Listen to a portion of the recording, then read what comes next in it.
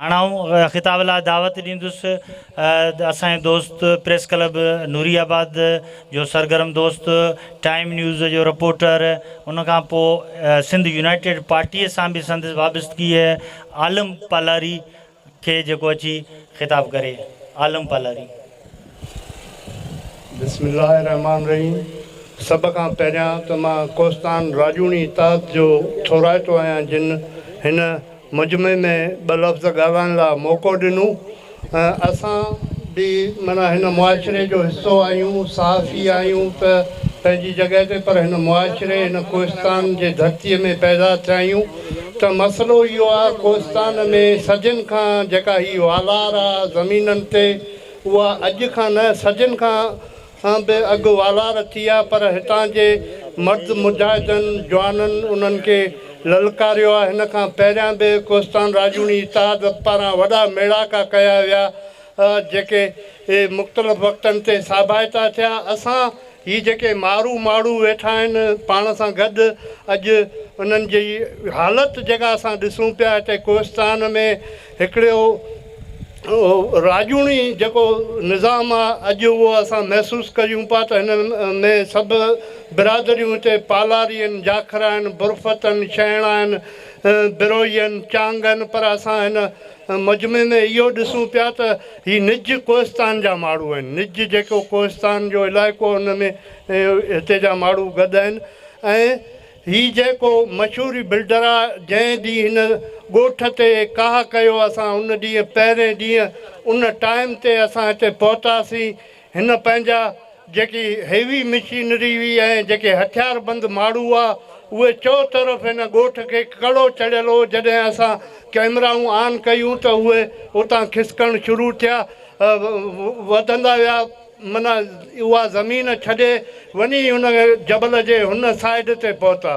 त हिन में उन असां ॾिठो त उन्हनि सां रवाइनूं जो जेके अमलदार हुआ उहे बि ॿट बिनियल हुआ। जेके पुलिस मोबाइलूं जीअं न को हींअर कंदकोट जेको इलाइक़ो उते धाड़ेलनि ख़िलाफ़ु जेको ऑपरेशन हले पियो, हिते बि ईअं मोबाइलूं पुलिसनि जूं जेके मुख़्तलिफ़ थाणा हुआ उन्हनि जूं जेके उहे हिते मोबाइलूं पहुतल हुयूं, पोइ जॾहिं मीडिया जूं टीमूं हिते पहुतियूं त उहे मोबाइलूं बि उन्हनि उतां मूव कयूं। त असां हिननि ॻोठाणनि सां पहिरें ॾींहं खां वठी press club Nooriabad, press club Jhimpir, press club Jamshoro, press club Thano बुराखंड समेत जेके बि कोस्तान जूं सहाफ़ती तंज़ीमूं आहिनि उहे हिननि सां गॾु आहियूं। असांखे अवां जिते बि सॾु कंदो असां पहिरियां असां पहुचंदासीं। पर मसइलो इहो त तव्हां पंहिंजे हक़नि ते बीहो, पंहिंजे हक़नि जी ॻाल्हि करियो। असां अव्हां सां गॾु आहियूं ऐं इनशाला अव्हां सां गॾु रहंदासीं। जंहिं बि वक़्तु अव्हां असांखे सॾु कयो असां अव्हां सां गॾु कुल्हो कुल्हे में मिलाए बीहंदासीं, पर शर्त इहो आहे त तव्हां पंहिंजे हक़नि जी मालिकी करियो।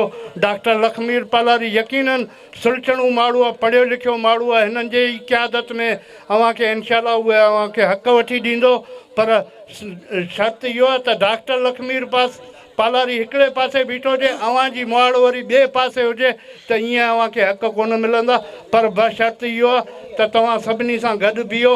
ऐं डॉक्टर लखमीर पालारी मां असांखे इहे ई उमेदूं आहिनि त हू नौजवान नस्ल आहे, हिन मुख़्तलिफ़ वक़्तनि ते जेके तहरीकूं हलायूं आहिनि उन्हनि मां साबाइतो क़दम मिलियो आहे। इहा चई ऐं पंहिंजी जॻह वठंदुसि। सभिनी आयल महिमाननि जो शुक्रगुज़ार आहियूं। वॾी महिरबानी अदा आलम। कोस्तान सतबांगे हिकु तपो जमपीर जो रिकॉर्ड आहे। कोस्तान वासी सभिनि खे ख़बर हूंदी 2005 खां सील थियल हो। उनमें कूड़ा खाता हुआ, मुख़्तलिफ़ इनकारियूं थियूं ऐं लोकल माण्हुनि जे लाइ ख़रीद फ़रोख़्त, खाता रखणु, रदो बदल ते मुकमल पाबंदी हुई। हिननि 2012 में 23,000 एकड़ ज़मीन जा कूड़ा खाता रखी हिननि हिकिड़ी वॾी जलसाज़ी कई ऐं एन टाइम ते ख़बर पई त हीअ साॻियो ई ग्रुप जेके अॼु क़ाबिज़ आहिनि उन टाइम ते बि जेको असांजो हिते मोहतरम आयल हो ॿाहिरां हिकिड़ो इम्पोर्टेड उमेदवार टपी ज़रदारी, मोहम्मद अली शेख वारा गॾिजी 23,000 एकड़ ज़मीननि जा कूड़ा काग़ज़ ठाहिया। उन टाइम ते असां हिननि पेरनि उघाड़नि एहतजाज कयो, रड़ियूं कयोसीं। उन टाइम MNA डॉक्टर अब्दुल वाहिद सुमरो साहिबु हो, उहो जसल आहे डॉक्टर वाहिद सुमरे जा कोस्तान वासियुनि जे मथां थोरा आहिनि। उन सुप्रीम कोर्ट में हिकिड़ी एप्लीकेशन ॾिनी। एप्लीकेशन खां पोइ उहो रिकॉर्ड कैंसिल थी वियो।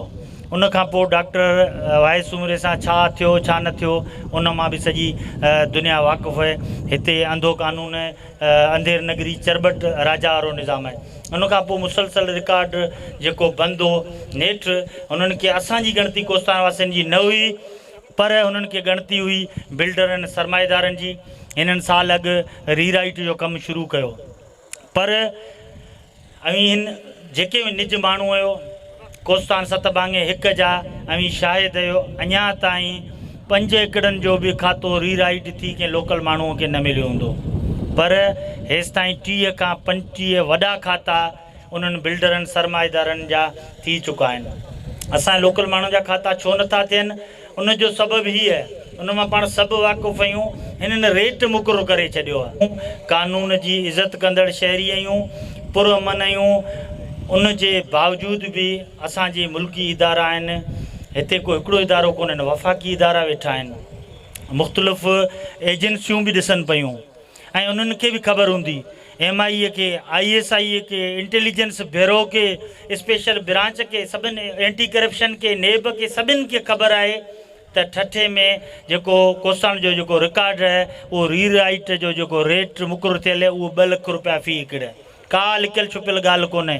जेकॾहिं आउं ग़लति ॻाल्हि करियां थो तव्हीं ॿुधायो, जेकर सच थो चवां त हथ मथे करियो, 2 लख रुपया आहे या न आहे?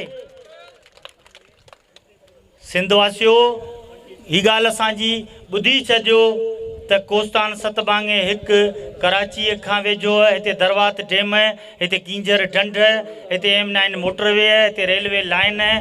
असांजे पासे जेको बोलाड़ी एयरबेस आहे जिते असांजी पाक आर्मी रहे थी, हीउ हिकिड़ो क़ीमती इलाइक़ो आहे। उन इलाइक़े में हितां जा जेके रहवासी आहिनि, असुल जेके हितां जा जेके धरती धणी आहिनि, उन्हनि खे संदनि जेके ज़मीननि जा जेके हक़ आहिनि उन्हनि जो जेको खातो साणनि मौजूदु जेके बर्तानिया दौर जा बि खाता आहिनि, उहो खातो कंप्यूटराइज़ करण लाइ ही कामोरा, ही करप्ट जेके वज़ीर आहिनि 2 लख रुपया एकड़ रेट मुक़ररु करे वेठा आहिनि। कहिड़ो मिसकिन कोस्तान वासी 2 लख रुपया एकड़ रेट भरींदो? इहा पोज़ीशन लॻी पई आहे। साफ़ी मीडिया जा इदारा हीअ ॻाल्हि नोट कनि। कोस्तान ते वॾे पैमाने ते जेका वालार पई थिए, हे जबलनि जे मथां कूड़ा खाता फिट कनि पिया, ही नयुनि ते खाता फिट कनि। खीरतर नेशनल पार्क जी 20,000 एकड़ ज़मीन ते कब्ज़ो थी चुको आहे, कारे जबल ते कब्ज़ो थी चुको आहे, सुरजाणे जबल ते कब्ज़ो थी चुको आहे। कारूंझर में सिर्फ़ु पत्थर जो 5 सालनि लाइ लीज़ थियो त थरी माण्हू उथी पिया, सॼी सिंध उथी पई। 2 ॾींहंनि में उहा नोटिफिकेशन सिंध हुकूमत वापसि वठी छॾियो। सिर्फ़ु हिमत जी ज़रूरत आहे। हिते डपु ॾियण वारा, फूकूं ॾियण वारा, वॾियूं ॻाल्हियूं ॾियण वारा जाम आहिनि, पर हिमत भरियो गैरतमंद माण्हुनि जी तमामु खोट आहे। पर ईअं नाहे, इहे चंद माण्हू आहिनि, चंद टकनि ते विकामण वारा ब्रोकर आहिनि जेके इन धंधे में मुलवस आहिनि। पर असांजा जेको गैरतमंद जेको कोस्तानी आहे, असांजो जेको हितां जो जेको मौज़ूज़ माण्हू आहे, उहो अॼु बि धरतीअ सां प्यारु करे थो, ज़मीन सां मुहबत थो करे। हीअ जाखरा बिरादनि लाइ इहा ॻाल्हि मशहूरु आहे। हू वण जेको वण आहे, बबुर जो हुजे, ॼार जो हुजे, कंडीअ जो हुजे, कहिड़ो बि वण हुजे, वण खे पंहिंजे घर जे भातीअ वांगुरु सम्झंदा आहिनि।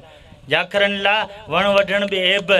हू ॾिसो हुननि जे खेतनि में वण ॾिसो, हिते वण ॿूटनि जी ख़िदमत कंदड़ माण्हू आहिनि। हीअ झंगली जीवत जी रज़ाकारना तौरु तोहफ़ुज़ कंदड़ माण्हू आहिनि। उन्हनि माण्हुनि सां एॾी बेवाजिबी, उन्हनि खे गोलियूं, हिकिड़ा लोफर कचे मां 2 धाड़ियल वठी अची करे गोलियूं हणनि। असांजा रियासती इदारा ख़ामोश हुजनि। असांजा वॾेरा जेके ॾंद कढी खिलनि पिया, शर्म जी ॻाल्हि आहे, हिननि खे बुॾी मरणु खपे। के माण्हू तारीख़ थियनि था, घायल धरतीअ जे सीने ते अहिड़ी चीख थियनि था जा हर कंहिंखे जाॻाए थी, जा दुनिया खे बदिलाए थी। असीं ग़रीब ज़रूरु आहियूं, नंढड़ा माण्हू ज़रूरु आहियूं, पर इहे कन खोले ॿुधी छॾनि त हिननि जे गिचीअ में अहिड़ो टोड़ो विझंदासीं, हिननि सां अहिड़ो असरु कंदासीं जो हिननि जूं 7 पीढ़ियूं यादि कंदियूं।